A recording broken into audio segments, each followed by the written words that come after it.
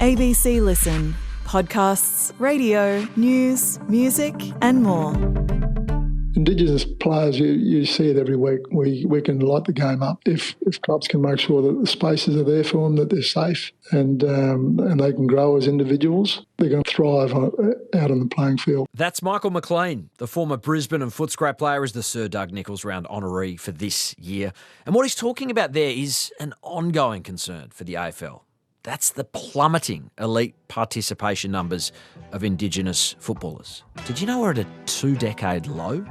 Well, McLean has spoken to us about how to potentially address that, as well as some incredible stories from a career that has had pretty astonishing moments on and off the field, ahead of the 2 rounds, where First Nations footy is at the centre of the conversation. And his message is broadly one of hope. I'm Patrick Stack. This is ABC Sport Daily. Michael McLean played 183 games across a career with Footscray. Brisbane, probably even bigger, has been his work in the anti-racism and community development space. He'd certainly say so. Michael, congratulations on being named Sir Doug Nicholls honoree. What was it like to find out you'd been named? Yeah, no, it feels pretty special. Yeah, a little bit surreal as well. I know, there's way better Indigenous players, past players than me.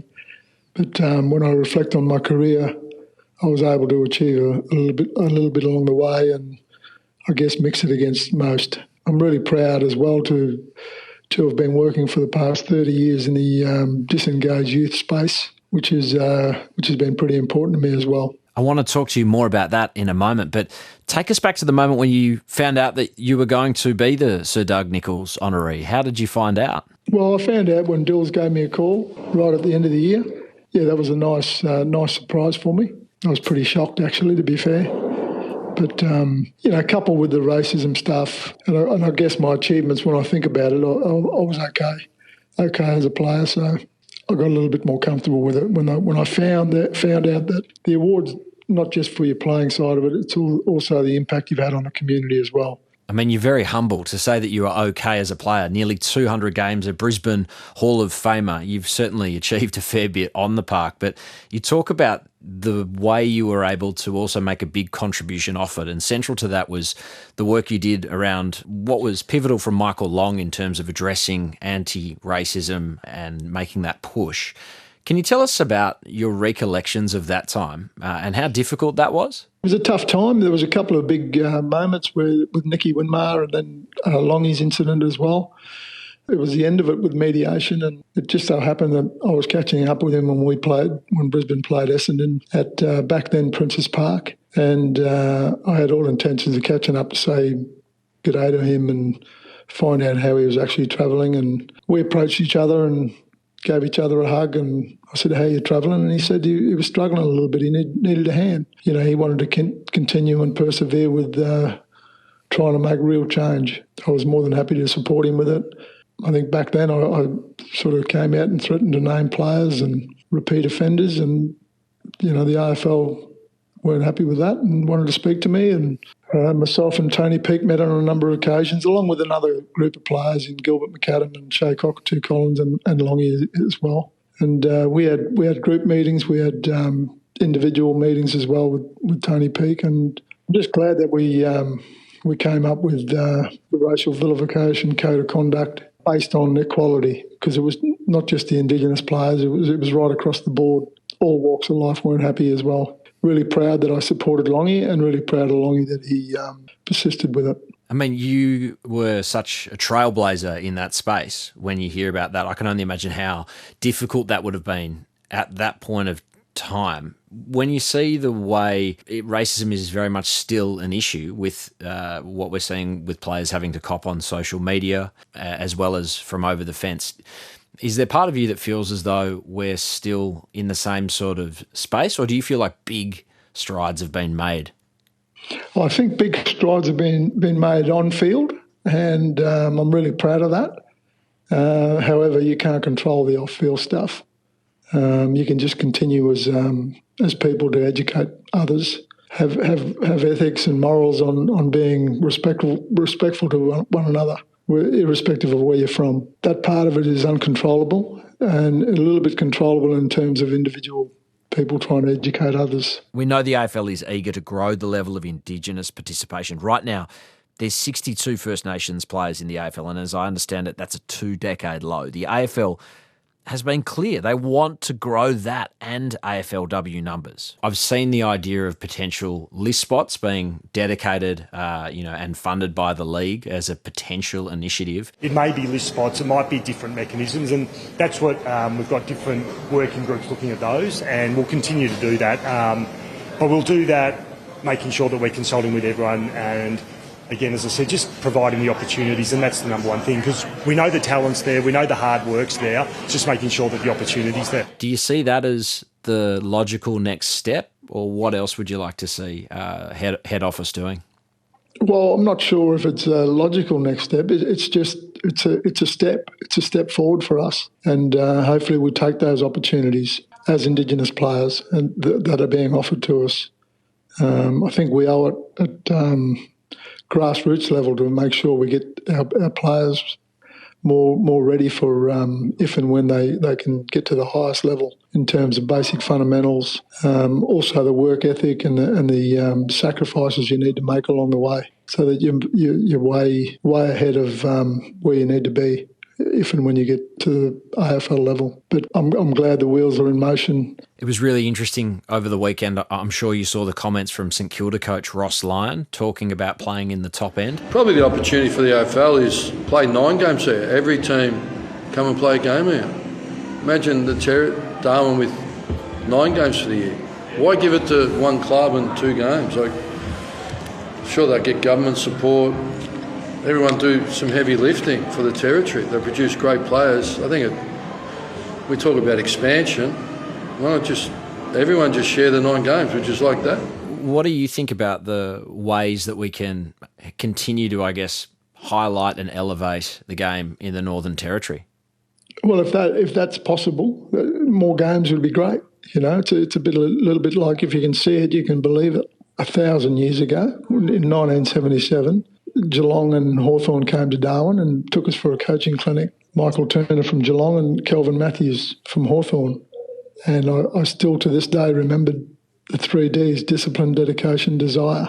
And they rang in my ears. And to be able to see those players up close and personal, that made a massive impact on me. And then I started to trying to realise a dream. I fast forward from 12 through to 18, and I actually played against Geelong, and I could not wait to get across the other side of the ground to see Michael Turner and just to say to him, "You inspired me." That's an incredible story. And what also I'm drawn to there is the pathway that you must have had to walk in order just to reach what was your ultimate goal. When you look at the current pathways for emerging talent and you think about your own path there, how do you compare and contrast the two? National carnivals I used to be involved with, under 15s and under 17s level. So we would play the 6 or 7 games at national level against all states.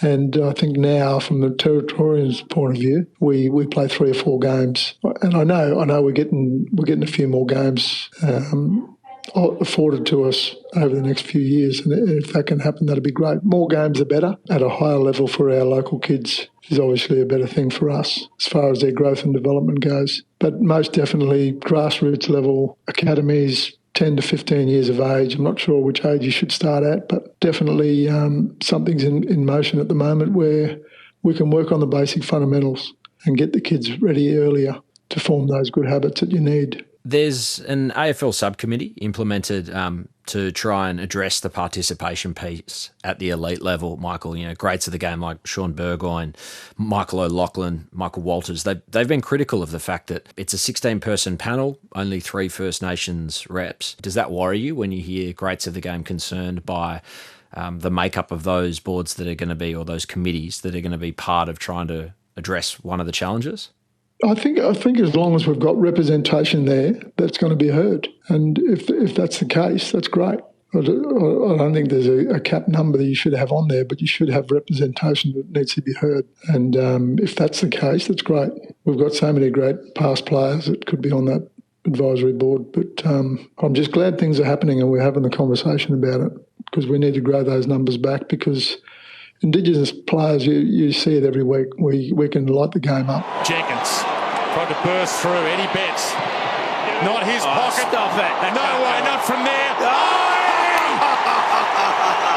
Feeds a frenzy, Eddie. Sorry.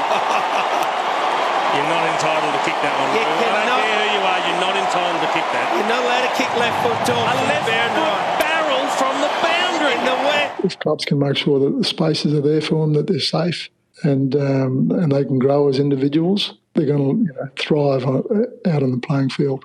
I mentioned before the idea of having dedicated list spots, and you said it's maybe not the only step, but it is a positive step. What else would you like to see? Well, I just think it's a whole gamut of things. I think local level, you've got to get your local, I suppose, breeding ground right. So the kids have got a fair playing field, along their junior journey. And then make sure at club level, and then we go into the high performance space with the young kids, making sure that's right, and the framework's right there, and you've got the right people in the right spots, making sure the inspiration's there for the players to still keep believing. And then at club level, make sure that, one, you want the players there and you need the players there, and you can cater for the players' needs along the way. I think if you get all those things right, you will definitely grow the numbers, and it's a good thing for our people. It was so cool today to see the various jumpers on display and some of the absolute stars of the competition modelling them. And it makes me think we've got 2 weeks of, a tremendous showcase of Indigenous footy. What are you most looking forward to, Michael? Well, I look forward to the couple of weeks to watch all the lads run around for their respective teams, but I was, certainly in awe of it, envious, wish I was playing, never got the opportunity. I think it's been going for about 12 years now. Yeah, they're pretty fortunate, the lads, to be able to talk about who they are and where they come from, and celebrate their mob to the public, and also get the opportunity to run around with the colours, the artwork from their respective communities. So really jealous about it, but I love watching it, and I love watching the lads run around and play really well. It sounds like a note of positive jealousy, if there is such a thing, and it's a great, It is positive, but I envy them. I just think, wow, I wish I had that opportunity to be able to do that. What's your biggest message, I guess, to the current playing cohort? I mean, it must have been incredible to speak to some of these young stars of the game. It was good. It was great to catch up with them all, understand where you are, the opportunity you've got, and just keep believing in yourself. It's a bright, optimistic note to end on. Michael McLean, the Sir Doug Nicholls Honouree for 2026. Thanks so much for your time. Thank you. Headlines. Huge controversy in the Premier League, where Arsenal has claimed all 3 points after the video referee ruled out a goal that would have seen them draw with relegation-threatened West Ham. The goal came in the 95th minute before it was overturned for a foul on the Gunners' goalkeeper that was borderline. Latest corner, goalkeeper forward for it, through the hands of his opposite number, cleared off the line, but with what? Did it hit an arm? It's gone in. It's gone in. What a moment. Wow. What a moment. After review, West Ham number 19 commits a foul on the goalkeeper. Final decision is direct free kick. It's disallowed. That is a decision that will be talked about for weeks, months and years. That could simultaneously see Arsenal win the league and West Ham get relegated. Wow. For a good recap on Arsenal season to date, which has been insane. Scroll back in our feed for our conversation on the Gunners. Cricket, where Cricket Australia was pretty eager to sell off part of the BBL. That fell over, and Chief Executive Todd Greenberg has spoken about it all for the first time on the ABC Cricket Pod. Here's a little of his conversation with Corbin Middlemass. We've got our own unique challenges in the way the game's governed. In saying that, though, that's the hand we're dealt, so we have to do the best we can.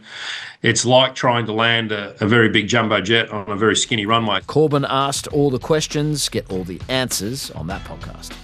Imagine crashing your bike so badly, you fracture your elbow and suffer a concussion, and you consider that to actually be reasonably lucky. That's the reality for Jay Vine after the Australian had a nasty fall in the Giro d'Italia, with his wife, Brie, saying he was lucky given how hectic the tumble was. Vine has previously fractured his skull and vertebrae in a race in 2022 in Spain. I'm Patrick Stack. This is ABC Sport Daily, produced by Poppy Penny. Thanks to Fox Footy and Stan Sport for the extra audio used in this episode.